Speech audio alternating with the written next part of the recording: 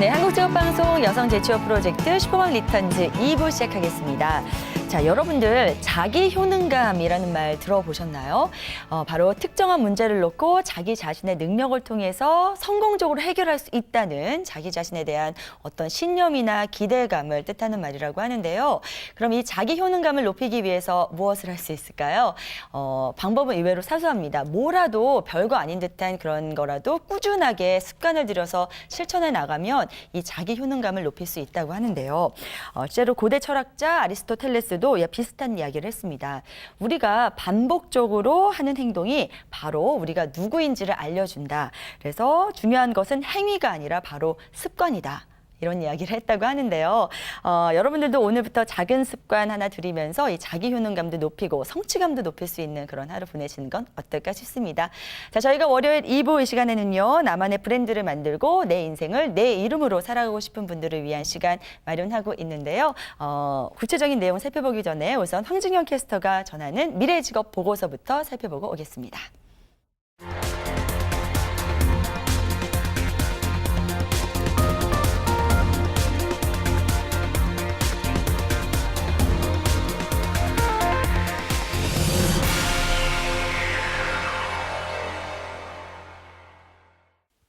네, 안녕하세요. 황진경입니다. 앞으로 미래 직업 보고서에서 향후 10년간 그리고 20년간 새롭게 생겨날 그리고 없어질 직업들에 대해서 소개해드리도록 하겠습니다. 구글에서 선정한 세계 최고 미래학자인 토머스 프레이 연구소장이 향후 10년간 약 20억 개 일자리가 사라지고 또 많은 일자리에서 사람 대신 로봇이 대체한다라는 사실을 밝힌 바가 있는데요. 그는 20억 개의 일자리가 소멸할 것이라는 이유로 스마트폰 어플리케이션 그리고 로봇 등 고용을 대신해줄 많은 신기술의 발달로 20억 개 이상의 일자리가 사라질 것이라고 말했습니다. 더불어 가까운 미래에 무인 자동차, 온라인 강의, 3D 프린터, 에너지 발전, 로봇 산업 등 5가지 산업 부문의 판도가 크게 바뀔 것으로 전망하기도 했는데요. 오늘은 미래 직업 보고서 첫 회 시간으로 토머스 프레이 연구소장이 밝히고 있는 직업들을 소개해드리도록 하겠습니다. 먼저 첫 번째 직업인데요. 일자리 전환 매니저가 그 첫 번째 일자리입니다.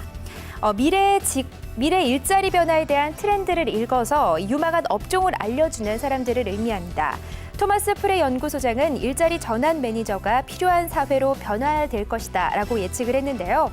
미래에 부상하는 일자리들을 매번 업데이트하고 부상하는 분야의 일꾼을 키우기 위해서 현재 많은 교육 과정이나 일터들이 생겨나가고 있는 상황입니다.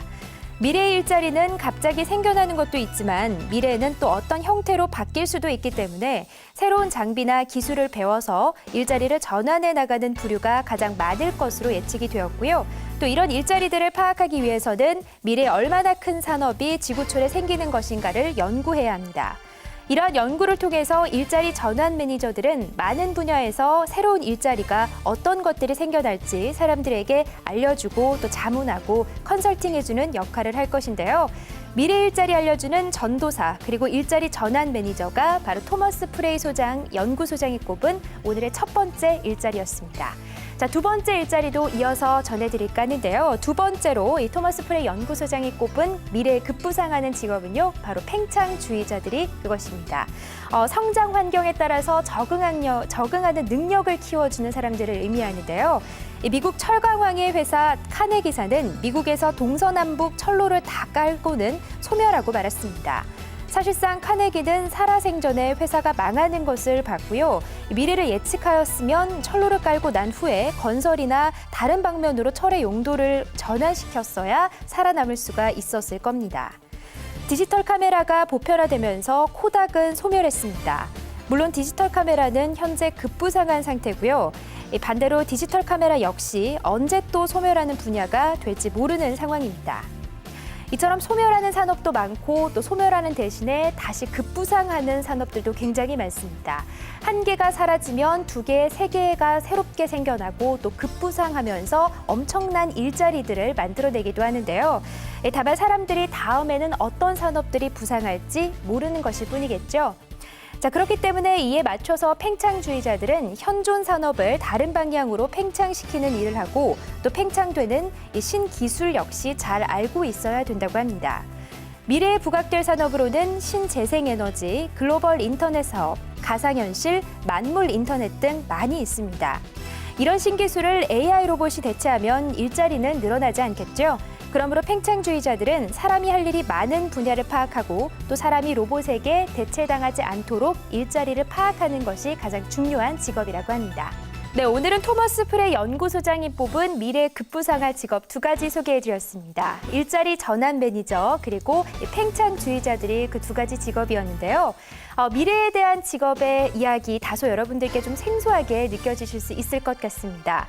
하지만 사람들이 최근에 일자리에서 로봇이 대체하는 일자리 굉장히 많아지고 있고요. 또 미래에 그만큼 사람들이 많이 할 수 있는 일 그리고 더욱더 발전할 수 있는 사업에 대해서 미리 알고 있어야 그에 대한 대비하는 능력을 갖출 수가 있겠죠.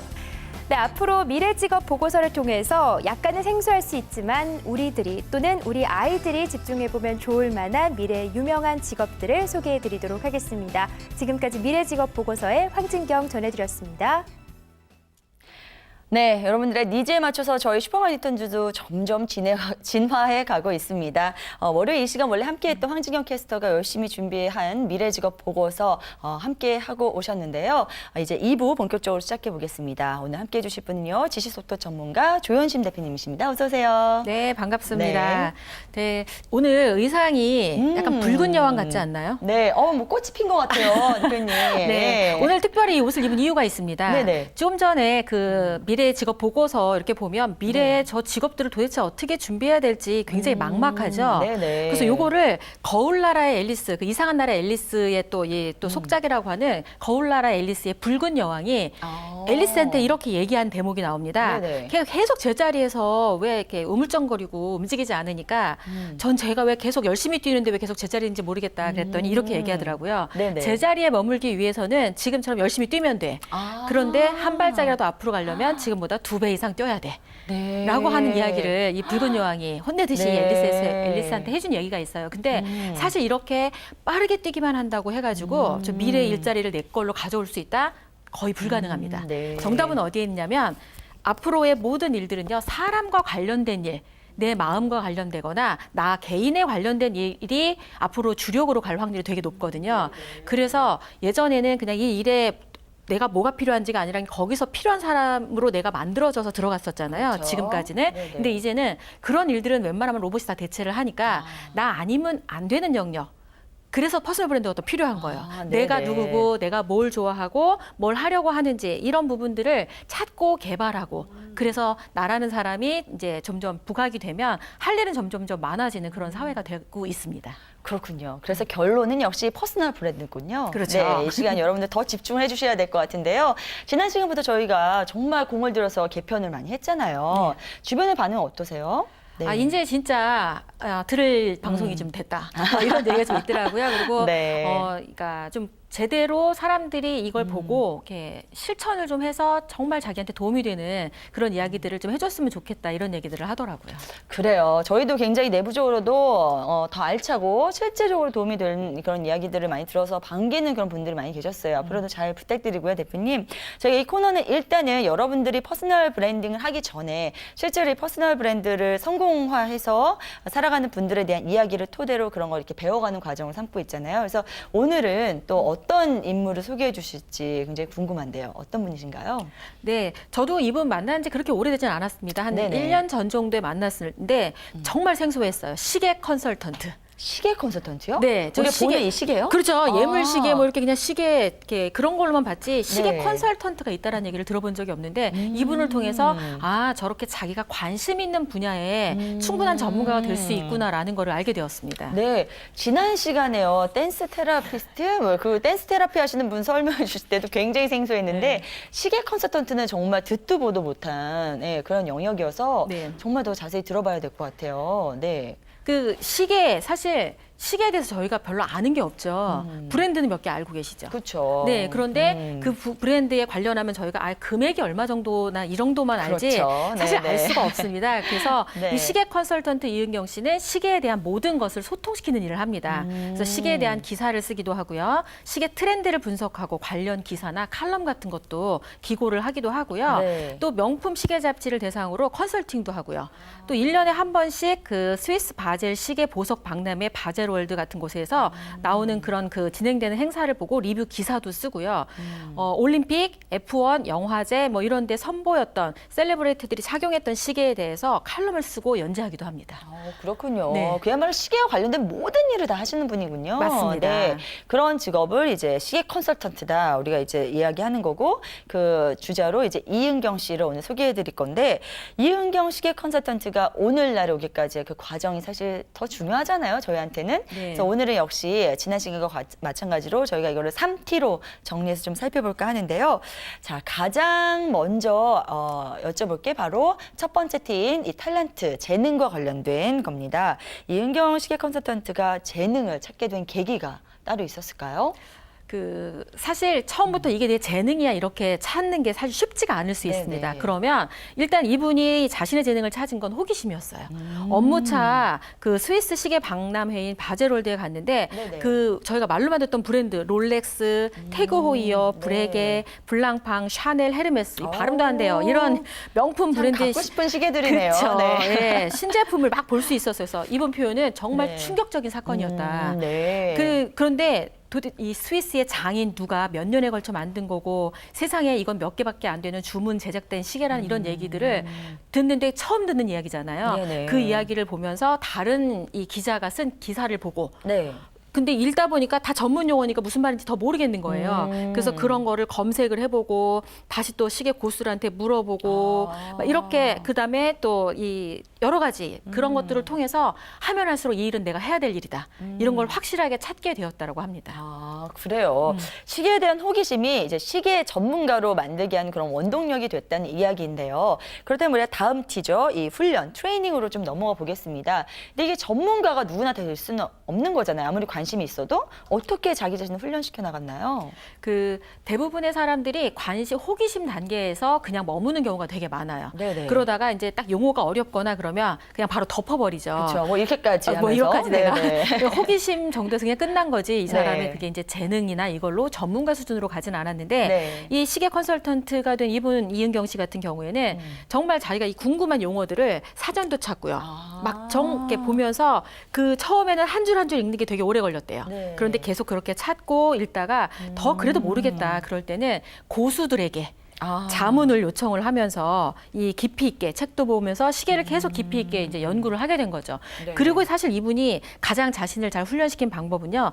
데드라인이 잡혀 있는 잡지에 기고를 하면서 기고를 어쩔 수 없이 그럼 해야 되잖아요. 무조건. 그리고 네. 매번 깊이가 있어야 되니까 그걸 하다 보니까 그걸 벌써 60회가 넘게 이제 기고를 하다 보니까 근데 시계에 대해서 뭐 이렇게 쓸 게 많을까요? 60회까지? 되게 신기하죠. 네. 그런데 이분이 쓴 기사를 보면 네. 정말 이렇게 딱딱한 게 아니라 저희가 이 드라마 되게 많이 보잖아요. 드라마 볼 때 저희는 그냥 지나가는데 이분한테는 시계만 보이는 거예요. 그래서 시계를 딱 캡처해갖고 이 시계가 네. 어디 브랜드고 이런 것들을 다 분석해서 칼럼을 재밌겠네요. 쓰시는 거예요. 네네. 그래서 그것 때문에 이 남자분들은 시계에 대한 이게 맞아요. 남자들 남자들은 남다롭잖아. 얘들 자동차, 시계. 네네. 그래서 결혼할 때도 시계를 이분한테 컨설팅을 받으면 그리고 이게 그 저희가 왜 금을 이렇게 소장하기도 하잖아요. 재산 네네. 가치 있게 네. 시계를 그렇게 하기도 한다고 하더라고요. 그래요. 네, 그래요. 실제로 명품 시대 몇 가지는 재테크 수단으로도 활용이 되더라고요. 그러니까 그래서 네. 저희가 모르는 영역인데 어. 그 호기심 하나가 깊이 있게 파고 들어가니까 그 분야 전문가로 만들 수 있는 어떤 핵심 그 훈련법이 되지 않았나 이런 생각이 듭니다. 알겠습니다. 오늘 이은경 시계 컨설턴트의 어떤 재능 그리고 그걸 훈련시키는 방법까지 알았다면 이제 마지막 팀입니다. 마지막 팀은 타임인데요. 지금 오늘날의 이은경 컨설턴트가 있기까지 어떤 힘들고 뭐 좋은 시간 다 있었을 텐데 특히 이제 어려운 시간들을 어떻게 견뎠는지 저는 이 부분이 사실 가장 궁금하더라고요. 그렇죠. 네. 뭐 처음부터 갑자기 시계 컨설턴트 뚝 하고 태어난 게 아니니까. 그렇죠. 근데 어려운 일이 있을 때마다 이분은 이렇게 생각했대요. 이거 내가 가고자 하는 길에 대한 시행착오야. 다시 툴툴 털고 일어나면 돼 생각해서 무한 긍정 에너지가 있는 게 이분의 최대 장점 중에 하나였습니다. 네네. 그래서 실패를 해도 하고 싶은 일이 있고 언제든 새로 할 일이 계속 있다라는 그 마음을 계속 가지면서 자신을 다시 일으키고 하면서 오늘날 본인의 이 오뚜기 같은 본인의 삶을 살 수 있었다라고 얘기를 하더라고요. 네, 지난주에 나오셨던 분도 그렇고 사실 모든 분들이 이 어려움을 이겨낼 수 있는 건 어떤 이런 자기 자신에 대한 믿음이고 그리고 좀 어느 정도 긍정적인 마인드가 바탕이 좀 깔려야 되지 않을까 하는 생각이 듭니다. 자, 자신만의 퍼스널 브랜드로 성공적으로 구축한 이은경 시계 컨설턴트의 이야기 먼저 함께 살펴보셨습니다.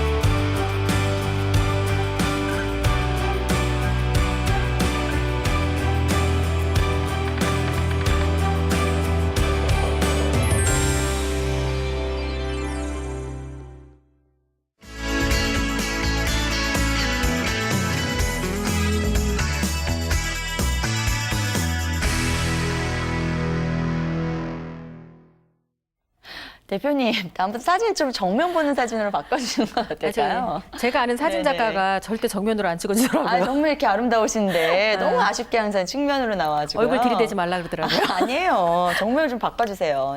이제는 저희가 앞서서 배웠던 그런 사례를 토대로 해서 우리에게 적용을 시킬 시간입니다. 나만의 브랜드 만들 수 있는 그런 팁 대표님께서 전해주실 시간인데요. 네, 오늘 어떤 방법 전해주실 건가요? 네, 일단 제일 제가 이 많은 사람들한테 해주고 싶은 얘기 하나는요. 네네. 자신이 관심 있는 분야 있죠. 앞으로 뜰 분야 말고요. 네. 내가 관심 그냥 있는 내가 분야를 좋아하는 거. 찾는 거. 네네. 이게 제일 중요해요. 저희 네. 왜 그 초등학교 때나 이럴 때 네. 공부할 때 보면 어떤 친구는 과학을 되게 좋아했고 수학을 좋아했고 뭐 음악을 좋아하거나 이렇게 자신만의 분명히 좋아하는 분야가 있었거든요. 그렇죠. 근데 네. 어느 순간부터 그런 분야를 잃어버렸어요.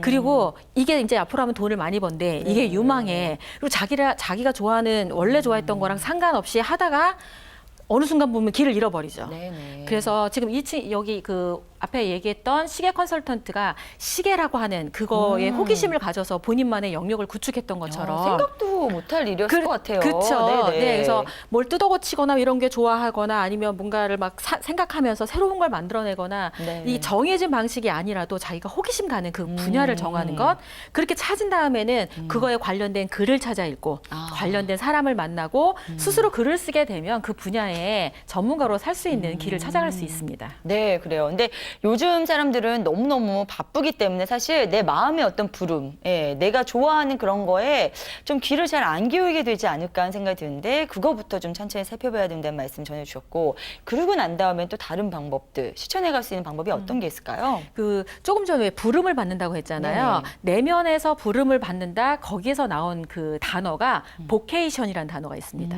천직. 네. 왜 천직을 찾는 게 굉장히 중요하잖아요. 네네. 그래서 천직을 찾는 건 내가 좋아하는 일 그리고 그것을 잘하게 돼서 남들이 보상하게 되잖아요. 그럼 그게 네네. 천직이라고 볼 수 그렇죠. 있습니다. 네네. 근데 제일 중요한 건 뭐예요? 내가 좋아하는 게 먼저. 아. 그리고 그걸 잘하게 되는 거. 네. 그렇게 찾는 거고요. 네. 두 번째 이 브랜드를 갖기 위해서 반드시 해야 되는 건 네네. 데드라인이 있는 목표를 갖는 겁니다. 앞서서 이은경 컨설턴트가 썼던 그렇죠. 방법이네요. 네. 공식적으로 칼럼이나 이런 어떤 잡지에 기고를 하는 건 데드라인이 있기 때문에 이거를 네. 안 하게 되면 사고잖아요. 그쵸. 근데 우리 대부분들은 목표가 있어도 언제까지 꼭 하겠다라는 그런 게 없습니다. 그러니까 공개도 안 해. 약간 그래서 강제성을 좀 부여해 주는 그렇죠. 거군요. 그래서 네네. 그게 안 되면 굉장히 본인한테 불리함이 오거나 뭐 위신이 좀 깎인다거나 네네. 아니면 막 100만 원씩 네. 어떤 이걸 좀 건대거나 벌금을 그렇게 해서라도 데드라인 있는 목표를 정해야 네. 그거 이루어질 확률이 되게 높습니다. 예전에 제가 다이어트 때 한 달 내로 살을 못 빼면 100만 원까지는 너무 현실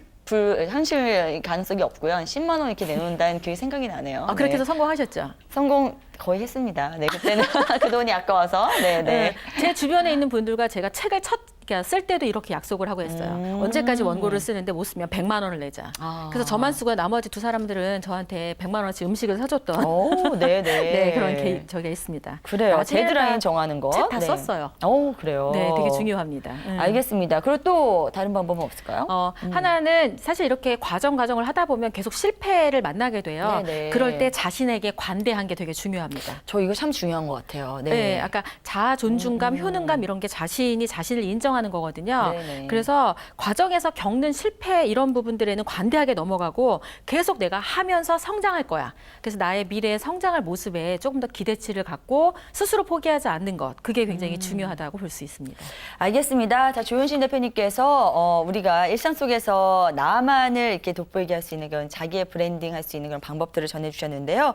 일단 관심 가는 분야 찾으시고 데드라인 정하시고 그다음에 자기 자신에게 실패할 때 이렇게 좀 관대할 수 있는 그런 부분들을 꼭 지켜야 된다는 말씀 전해주셨습니다.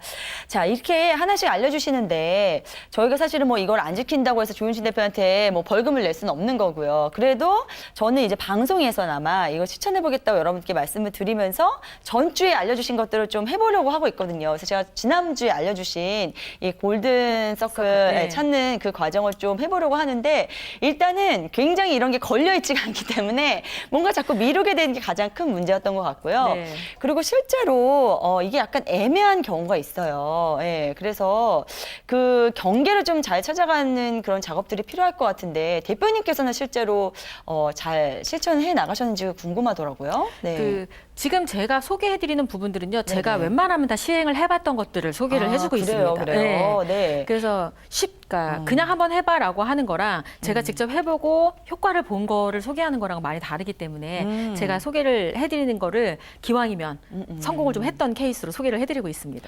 그래요. 알겠습니다. 그래서 오늘 저희가 전해드린 팁도요. 여러분들께서 좀 적어주셨다가 방송하면서 이렇게 공유를 하시는 거예요. 서로서로 어떤 시행착오가 있었고 애로사항이 있었는지 하다 보면은 훨씬 동기부여도 되고 박차를 가는 데 도움이 될 것 같다는 생각이 듭니다.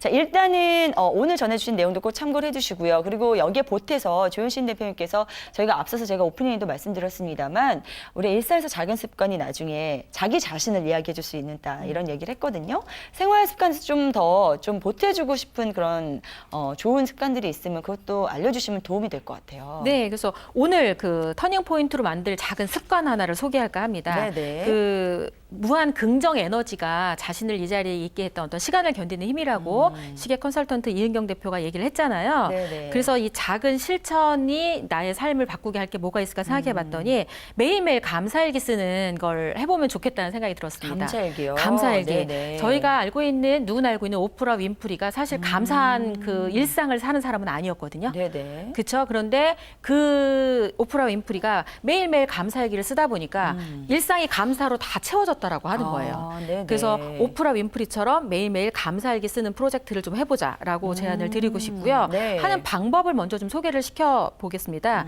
가족이나 친구 누가 하든지 일단 대상자를 정하는 게 중요해요. 혼자 하는 네네. 것보다. 그리고 하루에 이 감사한 거 5가지를 공유하기로 하는 거예요. 카톡에 같이 공유를 해도 되고 네. 뭐 밴드를 활용해도 괜찮고요. 그다음에 이거를 우리가 한 1년 동안 해보자. 기간을 정하는 거예요. 그렇게 하다 보면 이게 그 사람이 만나지 않아도 뭘 했는지를 알게 돼요. 만난 사람을 감사하기도 하고 어떤 네네. 일을 잘했다라는 걸 감사하기도 하고 네. 뭐 오늘 맛있는 걸 먹어서 감사하다고 하기도 하고 그 사람의 성장이 보이는 거예요. 그 감사일기 네. 안에. 그래서 굉장히 돈독해진다. 그 사람들이. 그래서 가족끼리 하는 거 굉장히 좋고요. 동료끼리 함께 성장을 해야 될 어떤 선의의 경쟁자가 하는 것도 굉장히 이 도움이 됐던 게 바로 감사일기 쓰기 프로젝트였습니다. 근데 이건 어떻게 보면 굉장히 사적인 부분으로 들어갈 수 있기 때문에 이거 그냥 혼자 일단 시작해보는 건 안 될까요? 꼭 남과 공유를 해야 되나요, 대표님? 이게 네. 왜 같이 하려고 하냐면 그 목표를 공개하는 거랑 같은 효과예요. 사실 목표, 나 요번에 성적 꼭 90점 맞을 거야라고 네. 주변 사람한테 공표하는 사람과 나 속으로 이번에 시험 꼭 잘 볼 거야 생각하는 사람과 아무 생각 없이 시험을 보는 사람이 있다.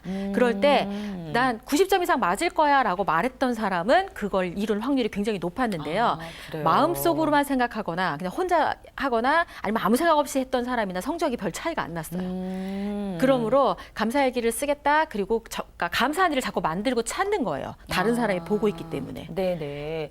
알겠습니다. 저는 사실 매일 밤 감사 기도를 올리고 자는 사람으로서 감사일기 그렇게 어렵지 않을 것 같다는 생각이 드는데 문제는 공유하는 게 문제인데요. 한번 이번 주 열심히 좀 실천해 보도록 하겠습니다. 자, 이렇게 여러분들을 만들어갈 수 있는 팁도 전해드렸고요. 습관도 한 가지 소개를 해주셨고 이제 마지막으로 저희가 종합 선물 세트잖아요. 책도 좀 소개를 해주셔야 될 텐데 네, 오늘은 어떤 책, 도움이 될 만한 책 어떤 책 준비하셨나요? 이 책을 소개하기 위해서 한 문장을 하나 먼저 말씀을 드리고 싶습니다. 네. 절대로 포기하지 마라. 그대의 한 번뿐인 인생이다. 이 책에 나오는 문구인가요? 네. 오, 네. 존 맥스웰 목사님이세요, 이분은. 그래서 네네. 사람은 무엇으로 성장하는가.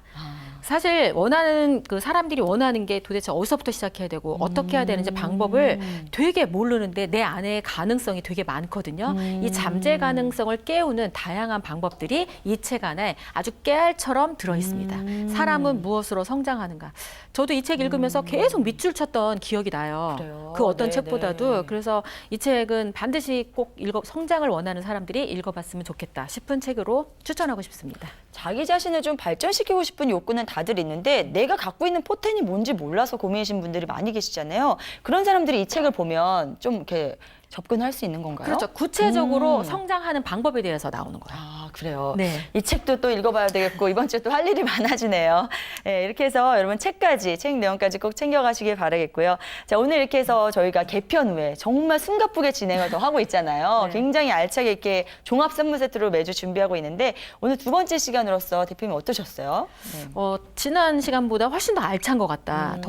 그리고 차분하게 들려주고 뭐가 더 네. 집중을 해야 되는지를 알게 된 아주 의미가 있는 방송이었다. 다음 주엔 더 기대가 됩니다. 스스로 이렇게 높이 총평을 하시는 거예요? 그래서 약간 네. 이제 제가 나를 인정을 해야 되니까. 네, 알겠습니다. 네. 이 자리를 잡아가면 갈수록 여러분들께 드릴 수 있는 그런 부분도 더 많아질 거란 생각이 듭니다. 다음 주도 기대하고 기다리고 있겠습니다. 고맙습니다. 네. 자, 나를 만드는 건 그 누구도 아닌 나 자신이다. 내가 과연 할 수 있을까? 난 안 될 거야 라고 생각하시는 분들 좌절할 때마다 그런 생각 많이 드시는데요. 조금씩 원하는 거 찾고 움직이고 노력하기 시작하면은 어느새 완성된 자기 자신을 만들 수 있다는 거 꼭 믿으시길 바랍니다. 자, 슈퍼만 리턴즈 오늘 저희가 준비한 수는 여기까지고요. 저희 한국직업방송 홈페이지를 통해서 다시 보실 수 있습니다. 저는 다음 이 시간에 다시 돌아오겠습니다. 고맙습니다.